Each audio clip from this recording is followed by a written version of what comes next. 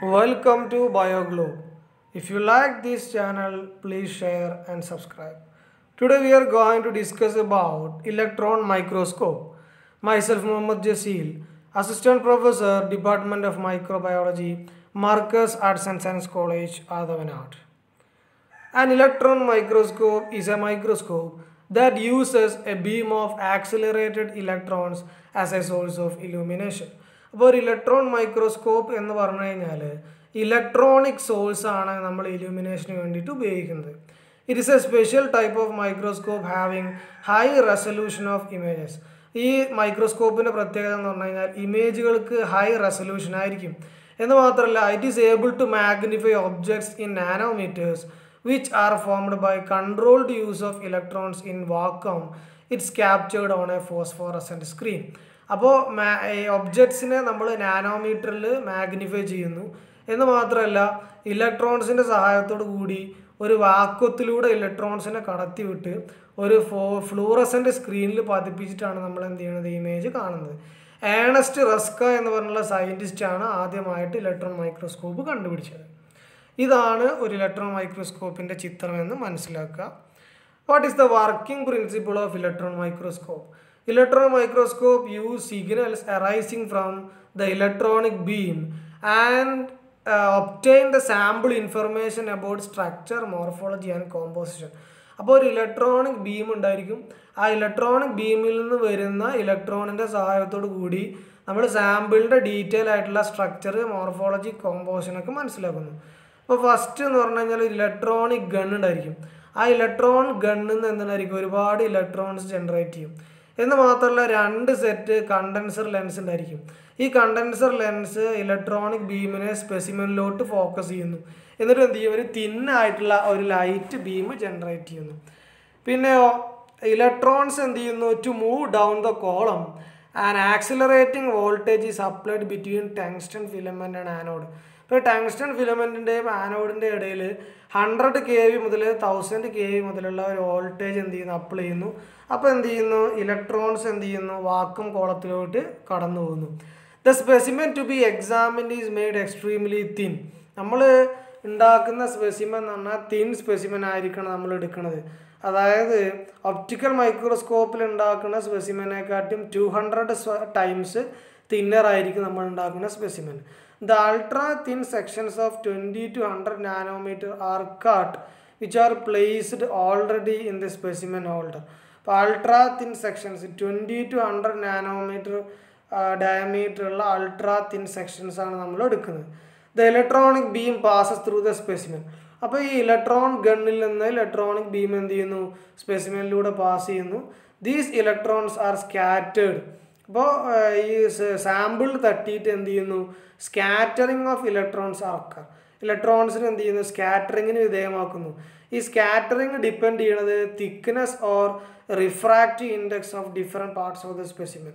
ഇപ്പോൾ സ്പെസിമെൻ്റെ refractive index അല്ലെങ്കിൽ തിക്നെസ്സിന് depend ചെയ്തിട്ടാണ് ഇലക്ട്രോൺസിൻ്റെ സ്കാറ്ററിങ് നടക്കുന്നത്.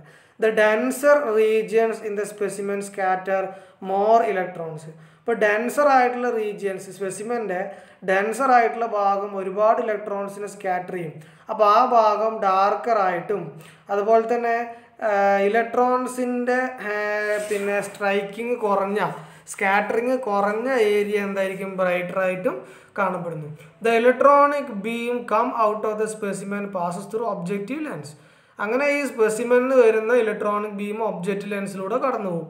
ഈ ഒബ്ജക്റ്റ് ലെൻസിലൂടെ കടന്നു പോയിട്ട് മാഗ്നിഫൈഡ് ആയിട്ടുള്ള ഒരു ഇമേജ് ഫോം ചെയ്യുന്നു. ഈ മാഗ്നിഫൈഡ് ആയിട്ടുള്ള ഇമേജിനെ പിന്നീട് ഒന്നും കൂടി ഓക്കുലർ ലെൻസിൻ്റെ സഹായത്തോട് കൂടിയിട്ട് ഫർദർ മാഗ്നിഫൈഡ് ആയിട്ടുള്ള ഇമേജ് ഫോം ചെയ്യുന്നു. ദെൻ നമുക്ക് ഇനി അടുത്തായിട്ട് പറയാനുള്ളത് ഇലക്ട്രോൺ മൈക്രോസ്കോപ്പിനെ പ്രധാനമായിട്ടും 2ആയിട്ട് ക്ലാസിഫൈ ചെയ്തിട്ടുണ്ട്. ഒന്ന് transmission electron microscope and scanning electron microscope. What is known as transmission electron microscope? It is a microscopic technique whereby a beam of electrons is transmitted through ultra thin specimen. ഒരു ultra thin ആയിട്ടുള്ള സ്പെസിമെനിലൂടെ ഒരു beam of ഇലക്ട്രോണിനെ pass ചെയ്യും. ഈ electron beam സ്പെസിമെനിലൂടെ pass ചെയ്തിട്ട് എന്ത് ചെയ്യാണ്, image form ചെയ്യും. അതായത് ഇലക്ട്രോൺസ് ഇമേജിൽ തട്ടി ട്രാൻസ്മിറ്റ് ചെയ്യും. ആ ട്രാൻസ്മിറ്റഡ് ആയിട്ടുള്ള ഇലക്ട്രോൺസിൻ്റെ സഹായത്തോട് കൂടിയിട്ട് ഒരു ഫ്ലൂറസെൻ്റ് സ്ക്രീനിൽ എന്ത് ചെയ്യാണ്, നമ്മളൊരു ഫോട്ടോഗ്രാഫിക് ഫിലിമായിട്ട് നമ്മൾ എന്ത് ചെയ്യാണ്, ഇമേജ് ഫോം ചെയ്യാണ്. The image is magnified and focused on to an imaging device such as fluorescent screen on a layer of photography film to be detected by a sensor such as CCD camera. What is the working of transmission electron microscope? ഒരു tungsten filament അല്ലെങ്കിൽ electron gun ഉണ്ടായിരിക്കും. ഈ electron gun എന്ത് ചെയ്യും, ഒരു beam of electrons generate ചെയ്യും. എന്നിട്ട് എന്താ ചെയ്യുക, that is focused on the specimen by a condenser. ഒരു കണ്ടൻസറിൻ്റെ സഹായത്തോട് കൂടിയിട്ട് സ്പെസിമെനിൽ എന്ത് ചെയ്യും, ഇലക്ട്രോൺസ് ഫോക്കസ് ചെയ്യും. These electrons cannot pass through the glass lens. ഇനി ഒരു ഗ്ലാസ് ലെൻസിലൂടെ ഇമേജ് പാസ് ചെയ്തില്ലെങ്കിൽ ഇലക്ട്രോ മാഗ്നറ്റിക് ലെൻസിൻ്റെ സഹായത്തോടു കൂടി ഈ ഇലക്ട്രോൺ ബീമിന് എന്ത് ചെയ്യും, നമ്മൾ ഫോക്കസ് ചെയ്യും. എന്നിട്ട് നേരെ എന്താ ചെയ്യണത്, ഈ ഇലക്ട്രോണിക് ബീം ഒരു വാക്വം കോളത്തിലൂടെയാണ് കടന്നു പോകുന്നത്. അപ്പോൾ വാക്വം കോളത്തിലൂടെ കടന്നു പോകണം എന്തിനാ വെച്ചാൽ എയറുമായിട്ട് ഇലക്ട്രോണിക് പാർട്ടിക്കിൾസിൻ്റെ കൊളീഷൻ ഒഴിവാക്കാൻ വേണ്ടിയിട്ടാണ് വാക്വം ചേമ്പറിലൂടെ നമ്മൾ എന്തിനാ കടത്തിവിടുന്നത്, ഇലക്ട്രോണിക് ബീമിനെ കടത്തിവിടുന്നത്. Then the specimen scatters electrons passing through it. അപ്പോൾ ഈ സ്പെസിമെനിൽ തട്ടിയിട്ട് ഇലക്ട്രോൺസിന് എന്ത് സംഭവിക്കും, സ്കാറ്ററിങ് സംഭവിക്കും. എന്നിട്ട് എന്താ ചെയ്യുക, the beam is focused by magnetic lenses to form an enlarged visible image. എന്നിട്ട് മാഗ്നറ്റിക് ലെൻസിൻ്റെ സഹായത്തോട് കൂടിയിട്ട് എന്ത് ചെയ്യുന്നു, ഒരു എൻലാർജ്ഡ് ആയിട്ടുള്ള വിസിബിൾ ആയിട്ടുള്ള ഇമേജ് ഫോം ചെയ്യുന്ന ഇവിടെ ഒരു ഫ്ലൂറസെൻ്റ് സ്ക്രീനിൽ ഫോം ചെയ്യുന്നു. The denser region in the specimen scatter more electron. അപ്പോൾ ഡെൻസർ ആയിട്ടുള്ള റീജിയൻസിൽ ഇലക്ട്രോൺസ് സ്കാറ്ററിങ് കൂടുതലായിട്ട് നടക്കും. അപ്പോൾ എന്തുണ്ടാവുക, ഡാർക്കർ ഇമേജ് ഫോം ചെയ്യും. എന്നാൽ ചെറിയ fewer electrons the strike that the area of the screen that is to be brighter. പിന്നെ എന്താ സംഭവിക്കുക, സ്കാറ്ററിങ് കുറഞ്ഞ ഭാഗം ബ്രൈറ്ററായിട്ട് കാണാൻ സാധിക്കും. The electron transparent regions are brighter. The screen can also be moved aside and the image captured on a photographic film. നമുക്ക് എന്ത് ചെയ്യാൻ പറ്റും, ഈ സ്ക്രീൻ അങ്ങോട്ടും ഇങ്ങോട്ടും റൊട്ടേറ്റ് ചെയ്തിട്ട് നമുക്ക് നമ്മുടെ ഇമേജ് നന്നായിട്ട് ഫോക്കസ് ചെയ്യാൻ പറ്റും. ഇതൊരു ഫോട്ടോഗ്രാഫി ഫിലിമായിട്ട് നമുക്ക് സൂക്ഷിക്കാൻ പറ്റും. Then this is the picture of transmission electron microscope. നേരത്തെ പറഞ്ഞ പോലെ തന്നെ ഒരു ടങ്സ്റ്റൺ ഫിലമെൻ്റ്, അതായത് ഇലക്ട്രോണിക് ഗൺ ഉണ്ടായിരിക്കും, ഒരു ആനോഡ് ഉണ്ടായിരിക്കും, ഒരു കണ്ടൻസർ ലെൻസ് ഉണ്ടായിരിക്കും, ഒബ്ജക്റ്റീവ് ലെൻസ് ഉണ്ടായിരിക്കും, പ്രൊജക്ടർ ലെൻസിൻ്റെ സഹായത്തോട് കൂടിയിട്ട് അവസാനം ഒരു ഫ്ലൂറസെൻ്റ് സ്ക്രീനിൽ നമ്മൾ ഇമേജ് ഫോം ചെയ്യാം. What are the biological applications of TEM? Medicinal ഫീൽഡിൽ റീനൽ ബയോപ്സി ഒക്കെ ചെയ്യാൻ വേണ്ടി ഡയഗ്നോസ്റ്റിക് ടൂളായിട്ട് ഉപയോഗിക്കുന്നു. സെല്ലുലാർ ടോമോഗ്രഫിക്ക് ഉപയോഗിക്കുന്നു. ടോമോഗ്രഫി എന്ന് പറഞ്ഞു കഴിഞ്ഞാൽ ഇമേജുകൾ സെക്ഷനായിട്ട് കാണാൻ സഹായിക്കുക എന്നാണ് ടോമോഗ്രഫി എന്നുകൊണ്ട് ഉദ്ദേശിക്കുന്നത്. അതുപോലെ തന്നെ 3 ഡയമെൻഷണൽ ഇമേജൊക്കെ കിട്ടാൻ വേണ്ടി സഹായിക്കുന്നു. അതുപോലെ തന്നെ ക്യാൻസർ റിസർച്ചിന് വേണ്ടിയിട്ട് ഉപയോഗിക്കുന്നത്, അതായത് ട്യൂമർ സെൽ സ്ട്രക്ചറിൻ്റെ ഡീറ്റെയിൽഡ് ആയിട്ടുള്ള സ്ട്രക്ചർ കിട്ടാൻ വേണ്ടി ഉപയോഗിക്കുന്നു. അതുപോലെ തന്നെ എൻവിറോൺമെൻറ്റൽ പൊല്യൂഷൻ, ബയോളജിക്കൽ ഓർഗനൈസേഷനിലുള്ള എൻവിറോൺമെൻറ്റൽ പൊല്യൂഷനൊക്കെ കണ്ടുപിടിക്കാൻ വേണ്ടിയിട്ടൊക്കെ നമ്മൾ എന്ത് ചെയ്യുന്നു, ടോക്സിക്കോളജി മേഖലയിൽ നമ്മൾ എന്ത് ചെയ്യുന്നു, TEM ഉപയോഗിക്കുന്നു. What are the advantages and disadvantages of TEM? TEM offer very powerful magnification resolution. മാഗ്നിഫിക്കേഷനും റെസൊല്യൂഷനൊക്കെ കൂടുതലാണ്. അതുപോലെ തന്നെ നമ്മുടെ സയൻറ്റിഫിക്, എഡ്യൂക്കേഷണൽ, ഇൻഡസ്ട്രിയൽ ഫീൽഡിലൊക്കെ ഉപയോഗിക്കുന്നുണ്ട്. അതുപോലെ തന്നെ ഡീറ്റെയിൽഡ് കോമ്പൗണ്ട് ആയിട്ടുള്ള സെൽ സ്ട്രക്ചറൊക്കെ കിട്ടാൻ വേണ്ടി ഉപയോഗിക്കുന്നുണ്ട്. ഹൈ ക്വാളിറ്റി ഇമേജ് കിട്ടാൻ വേണ്ടി ഉപയോഗിക്കുന്നുണ്ട്. What is the disadvantages of TEM? Large ആണ്, അതുപോലെ തന്നെ എക്സ്പെൻസീവ് ആയിട്ടുള്ള ടെക്നിക്കാണ്. സാമ്പിൾ പ്രിപ്പറേഷനൊക്കെ നല്ല വെൽ ട്രെയിൻഡ് ആയിട്ടുള്ള ആൾക്കാരെ സഹായം വേണം. അതുപോലെ തന്നെ ഇതിൻ്റെ ഓപ്പറേഷൻ, അതുപോലെ തന്നെ അനാലിസിസിനൊക്കെ ട്രെയിനിങ് വ്യക്തമായിട്ട് വേണം. അതുപോലെ തന്നെ TEM require special housing and maintenance, അതായത് സ്പെഷ്യൽ ആയിട്ടുള്ള ലാബുകൾ, സൗകര്യങ്ങളൊക്കെ വേണം. ബ്ലാക്ക് ആൻഡ് വൈറ്റ് ഇമേജ് മാത്രമേ കിട്ടത്തുള്ളൂ. Then scanning electron microscope. What is the working of scanning electron microscope?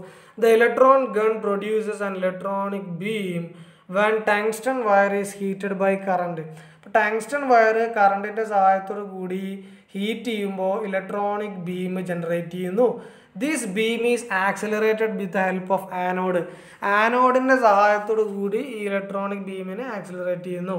This beam is travels through electromagnetic field and lenses which focuses the beam down toward the sample.